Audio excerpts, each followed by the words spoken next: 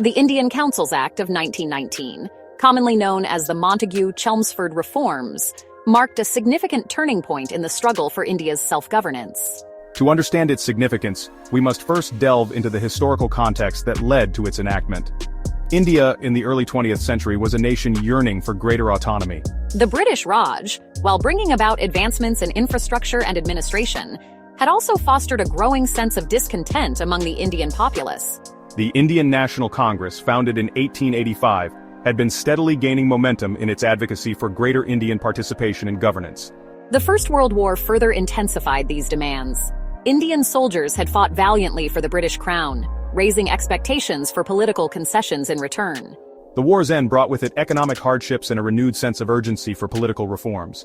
The British government, recognizing the need to address the rising tide of nationalism, embarked on a path to reform. The stage was set for the Montague-Chelmsford Reforms, a landmark legislation that would reshape the political landscape of India. It was an attempt to reconcile the imperial aspirations of Britain with the growing aspirations of Indians for self-rule. The reforms, while well-intentioned, were ultimately a product of their time. They were a compromise born out of necessity, reflecting both the British desire to maintain control and the Indian yearning for greater autonomy. Understanding the context of the 1919 Act is crucial to grasping its impact and limitations, and its role as a stepping stone on India's long and arduous journey towards independence.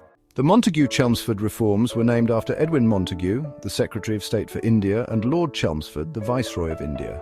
Montague, a liberal member of the British Parliament, believed in granting Indians a greater role in governing their own country. He envisioned a gradual transition towards self-rule within the British Empire. Lord Chelmsford had to balance Indian nationalist demands with British imperial interests.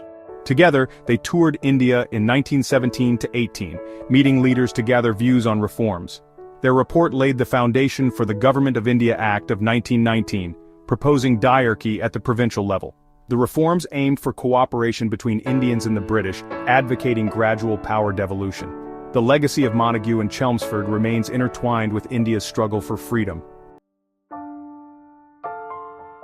The Indian Councils Act of 1919 was a significant step, but it was also a reflection of the British need to maintain control while offering limited concessions. The Act introduced a system of diarchy in the provinces, dividing subjects into transferred and reserved categories. Indian ministers were given control over transferred subjects like agriculture and education, while the British retained authority over reserved subjects such as finance and law and order. While the reforms did provide a greater role for Indians in governance, they were far from meeting the aspirations of the Indian people for full self-rule. The limitations of the Act became apparent as it failed to address the core issues of autonomy and representation. The Act's provisions were a compromise, reflecting the British intent to gradually introduce self-governance while retaining ultimate control. Despite its shortcomings, the Indian Councils Act of 1919 laid the groundwork for future reforms and was a crucial step in India's journey towards independence. The introduction of diarchy in 1919 marked a significant yet controversial shift in the governance of British India. It was a dual system of administration, where control was split between British officials and Indian ministers. While the British retained control over key areas like finance and law and order, Indian ministers were given responsibility over less critical departments such as education, health, and agriculture. This division of power was intended to be a step towards self-governance. However, it quickly became apparent that the system was fraught with issues. Indian ministers often found themselves powerless, as the real authority still lay with the British officials. This led to widespread dissatisfaction and disillusionment among Indian leaders and the public alike. The diarchy system, instead of bridging the gap between the rulers and the ruled, often highlighted the disparities and fueled the demand for more substantial reforms. The 1919 reforms, despite their shortcomings, left a lasting impact on the Indian political landscape. They were a precursor to more significant changes that would follow in the years to come. These reforms laid the groundwork for increased Indian participation in governance, even if the initial steps were limited and flawed. For many Indian leaders, the reforms were a double-edged sword. They provided a platform to voice their demands, but also revealed the limitations imposed by British rule. The legacy of the 1919 reforms is complex.